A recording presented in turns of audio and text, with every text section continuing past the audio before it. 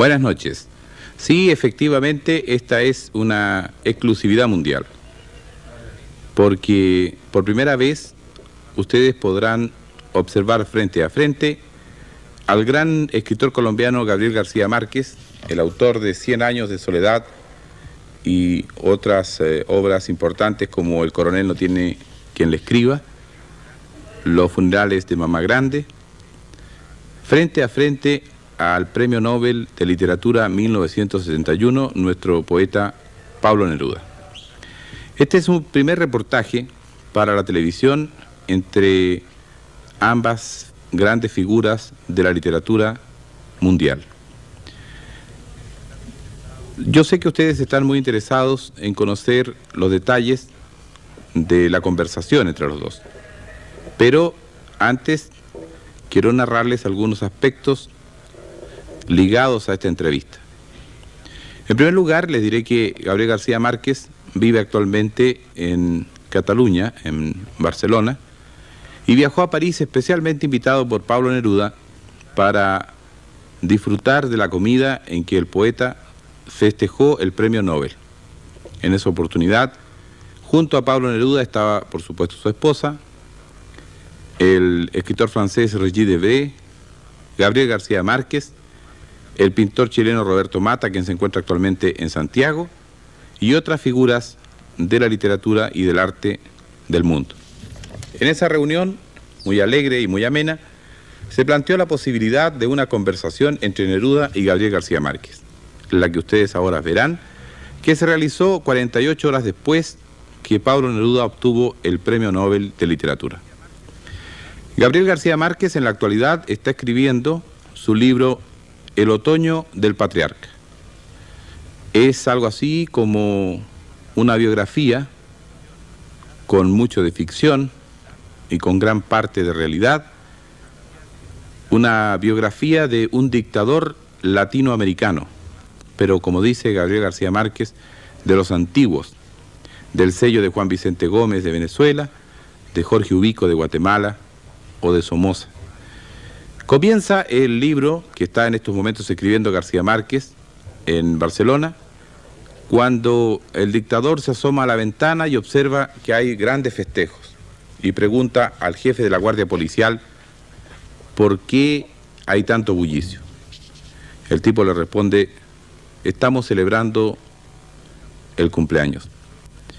El dictador dice: pero hoy no es mi cumpleaños. Dice: no, pero estamos celebrando sus primeros 100 años de gobierno. El tipo expresa, dice, tan rápidamente que pasa un siglo. Así comienza la novela que ustedes conocerán más adelante, de Gabriel García Márquez, que al parecer tendrá la dimensión épica de 100 años de soledad. Gabriel García Márquez, gran amigo de Pablo Neruda, viajó especialmente a París para comer con él, sostuvieron largas conversaciones, y una de estas es la que verán ahora en televisión, en la cual el premio Nobel Pablo Neruda habla sobre poesía y Gabriel García Márquez sobre novela. El extraordinario escritor colombiano Gabriel García Márquez dice que si tuviera que volver a alguna de sus antiguas actividades, sería al periodismo.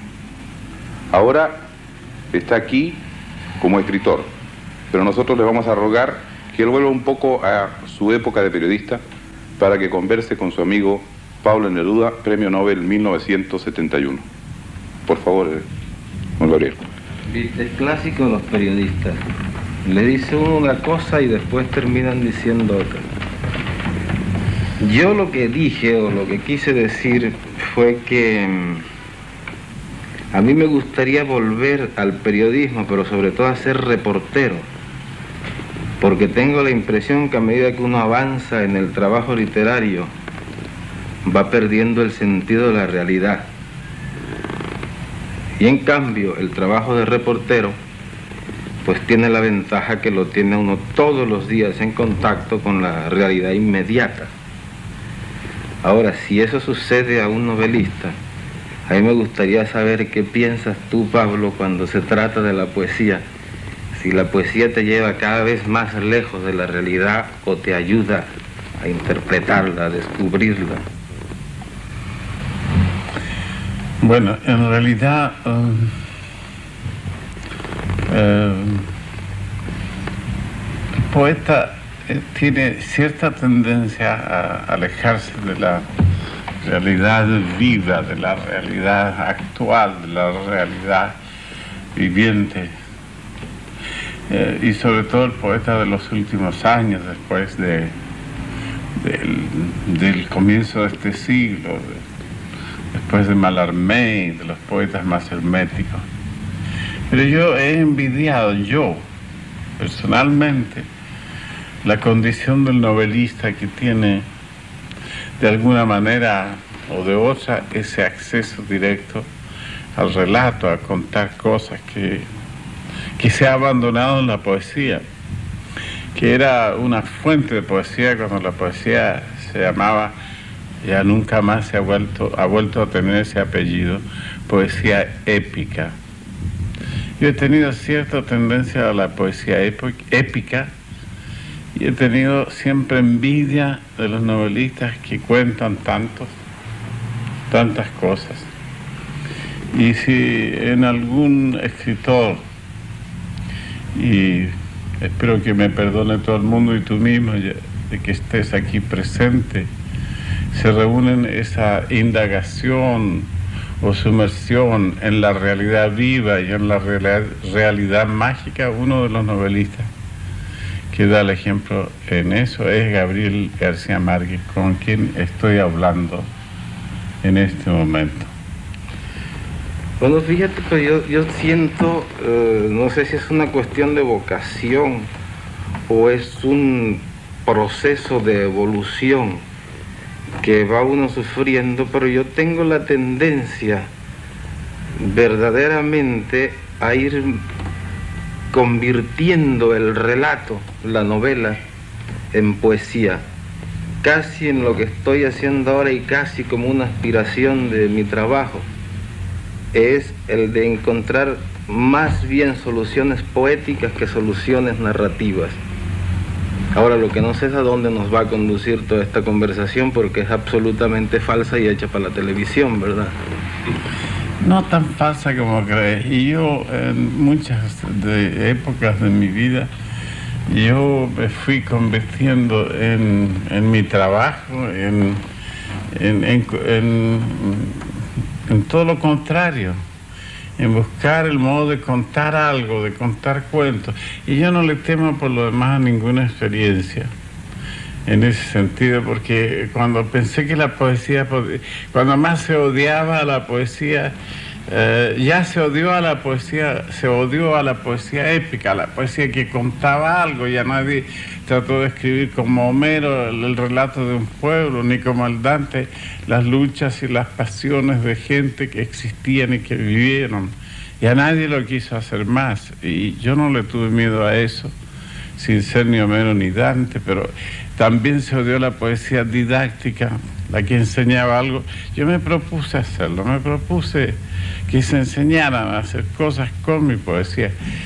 El que tú vayas siendo arrastrado por tu propio temperamento y por tus propios cambios hacia la poesía, y yo lo pueda hacer hacia la novelística, son partes del desarrollo de un escritor, porque hay que meterse en todos los rincones y hay que hacerlo todo como un reporter, como tú decías. Ahora, pues entonces yo creo que nosotros podemos llegar, tú como poeta y yo como novelista, y en general los poetas como poetas y los novelistas como novelistas, podemos llegar a una coexistencia pacífica. Un acuerdo. En el sentido de que los poetas sean cada vez más narradores y los novelistas seamos cada vez más poetas, y no vayamos a pelear por eso, sino que todos seamos muy amigos y nos pongamos tan contentos como estoy yo ahora cuando te han dado a ti el premio Nobel, nos pongamos tan contentos los novelistas de que le dé el premio Nobel a un poeta, como espero que te pondrás tú contento cuando me lo den a mí, porque tengo la impresión de que como van las cosas y con todo lo que andas diciendo de mí, estás influyendo demasiado sospechosamente sobre la Academia Sueca. Sospechosamente para nadie, y para mí tampoco, porque te merecería todo por tu gran trabajo. Pero volviendo al tema ese de que nos estamos cambiando de tema, yo he tenido envidia a los novelistas y te lo digo.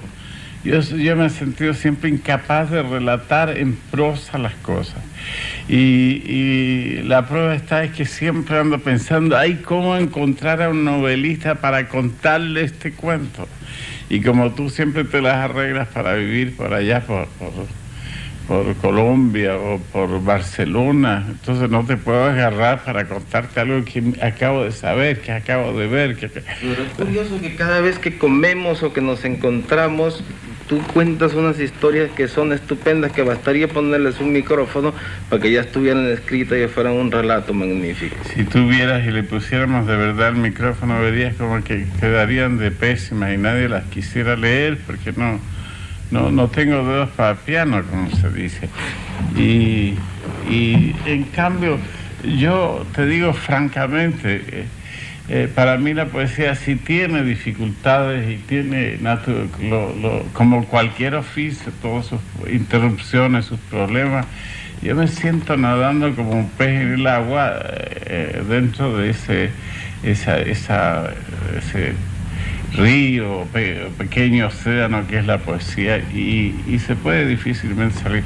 Por algo existen los géneros y por algo se ha diversificado, pero en el fondo, como te digo, yo he tenido y yo leo novelas, soy un lector de novelas, de todas las novelas, y mastico novelas y leo las novelas poéticas que se escribieron antes de las que las escribas tú, como Le Grand Monde, o leo las novelas realistas como Solá, y al mismo tiempo leo novelas policiales por docenas.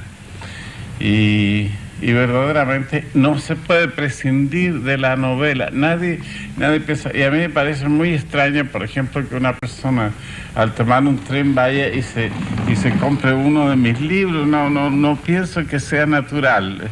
Estaría yo feliz de acechar por una ventanilla y ver que alguien va y paga y se sube a un tren para viajar un día en ferrocarril con uno de mis libros, pero lo más lógico es que este señor, este viajero, se compre una novela para leer lo que se piensa. Yo he dicho, la novela es el bistec de la literatura, es lo que la gente quiere comer fuerte.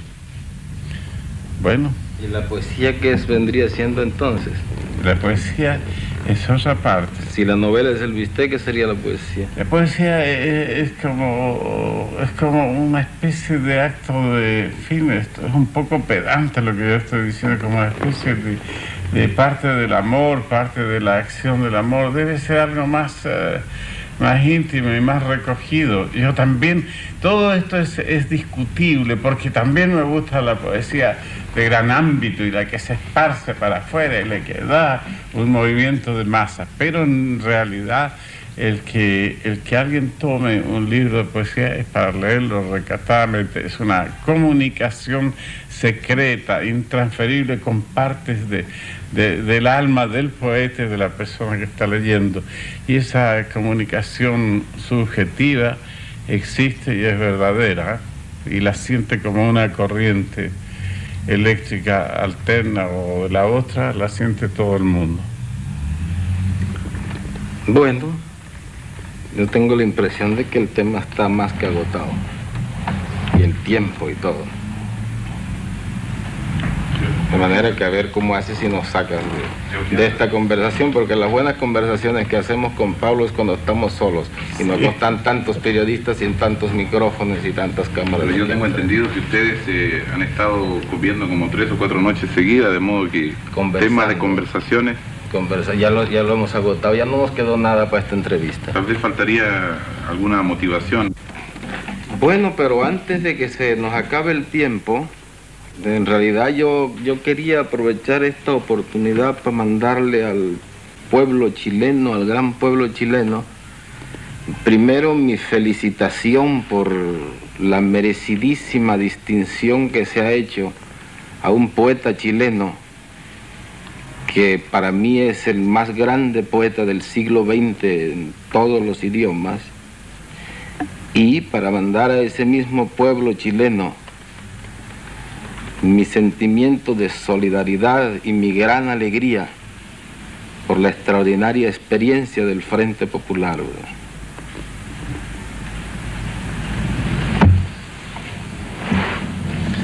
Bueno, Gabriel, déjame agradecerte. Vuelvo a tomar mis funciones de embajador. Ese saludo a Chile y tu cariñosa referencia hacia mí.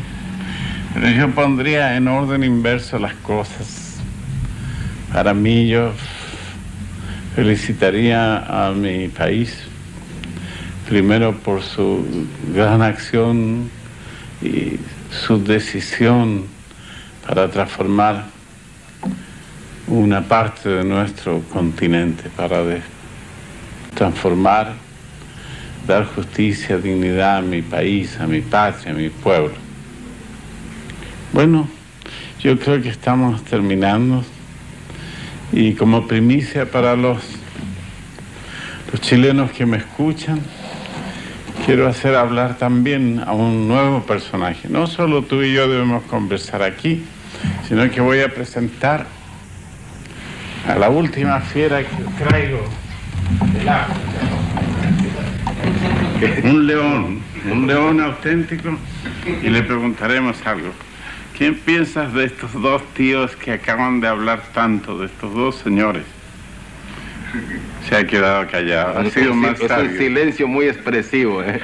Ha sido más sabio que nosotros.